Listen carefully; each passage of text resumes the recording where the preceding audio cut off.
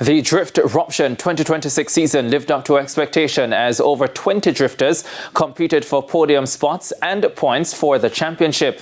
The meet took place last Sunday at Junction Pines Plaza in St. Elizabeth. It will take 5 meets this year to decide who is the top drifter in the country. The day started with each driver getting 2 practice runs before laying their skills on the line, with the elimination races deciding who moves forward or whose day was done. At the end of that round, only 8 drifters moved on. That 8 went into the second round, from which another 4 were eliminated.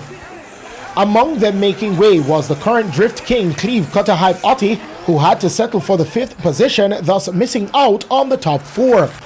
So it was now down to Miles Addison, Sheldon Johnson, Chrisjohn Addison, and Nicholas Taz Barnes. The 4 went at it, but when the tire smoke cleared, it was Chrisjohn Addison conquering the field with a total of 298.5 points. Sheldon Johnson was second with 290 points. Chrisjohn Addison's younger brother, 15-year-old Miles, was third with 290 points, while Barnes finished fourth with 278 points. The next meet is set for June in Falmouth.